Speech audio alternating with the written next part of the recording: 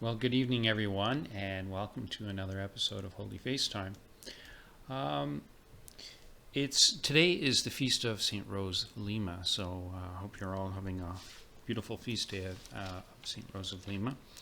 And today I wanted to talk to you about Saint Teresa of Avila and the love that Sister Marie de Saint Pierre had for that particular saint, and also the certain links that they had in common, and some other things that happened to her while she was in the Carmel. But so from a very young age, first of all, she was born on the same. She was born on the day Sister Marie de Saint Pierre. Pierre Parin Allure was her name before she took her professed name. But she was born on October the 4th, and that's the day that Saint Therese of Avila passed away, and her feast day. At the age of 12, she lost her mother, and it occurred to her that is the same thing that happened to Saint Teresa of Avila at the same age. And so, like Saint Teresa of Avila, she ran to Our Blessed Lady and adopted her as her mother. Please, take the role of her mother for her. And as a young girl, teenager, she read the life of Saint Teresa of Avila, and she fell in love with this beautiful saint, and she sought to imitate her and wanted to become a Carmelite. And so as she got older, she pursued that, and when she entered the Carmelite, again, she was used to receiving a lot of consolation from our Lord. And when she entered the Carmelite, something happened, and she was receiving a lot of darkness, a lot of temptations, and she went through a long period of this, and finally she decided to do a novena to Saint Teresa of Avila. And the minute she did that, everything stopped, and she was once again filled with joy and a love for the Carmel, and it was just, she did this novena.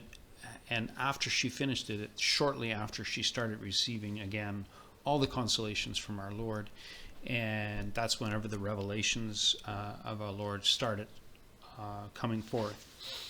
The revelations about the work of reparation and the Holy Face, the adoration of the Holy Face.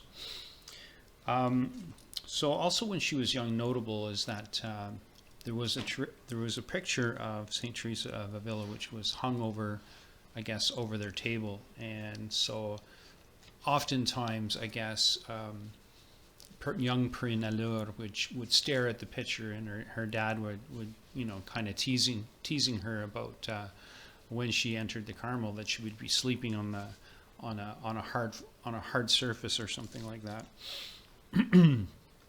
But anyway.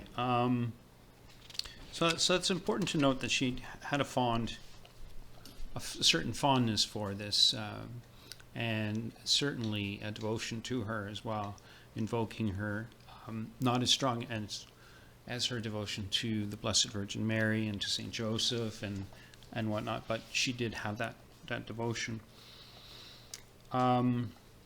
So towards the end of her revelations that she was receiving from our Lord on the work of reparation and the Holy Face, she again was kind of downhearted, disheartened with the success of how things were going, progressing with the work of reparation. And it was at this time that interiorly Mother Saint Therese appeared to her, and she told her that she had been appointed by God to combat the enemies of work of reparation, which the powers of darkness are trying to overthrow. And she told me that this holy work would be the honor of the Carmel, for it was truly in conformity with the spirit of our holy vocation whose sole object is the glory of God and the relief of the necessities of the church. And for this reason, she urged me to devote all my energies to this work and to pray with untiring fervor. And then she recommended me to be scrupulously obedient, giving me to understand that Jesus would work miracles for the soul that's obedient to her superiors, and that she herself had always submitted to the lights and communications received from heaven to the decision of obedience. And she showed me with what fidelity I ought to acquit myself of all other religious observances, which are so agreeable to our Lord that the fulfillment of them alone is sufficient to enrich the soul with merit. In fine, I understood that God gave me this work, a powerful protectus in the person of the Holy Foundress, and to me a most powerful consoler in my afflictions. And from this moment on, I felt united in a most particular manner to our Holy Mother, Saint Teresa of Avila, so remarkable for her zeal for the glory of the Most High. It is she who will succor me in my weakness and help me to pursue my thorny path. So I just thought I'd leave you with that little tidbit on Saint Teresa of Avila and Sister Marie de Saint Pierre and the work of the reparation and the Holy Face.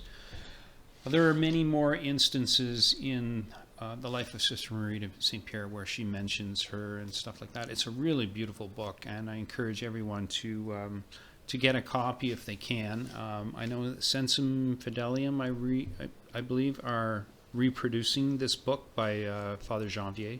It's called The Life of Sister Mary of St. Peter, the anglicized version of her name.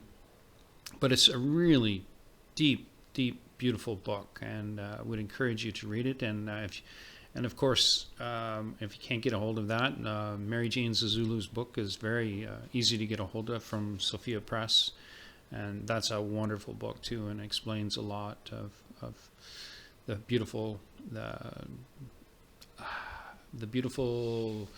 things about the Holy Face and how it relates to many saints, and including Job and Saint Therese Lisieux and many other facets of it. It's just a remarkable book. So anyway, until next time, blessed be his holy name, and blessed be the adorable face of Jesus. God bless you all. Have a good night. Bye now.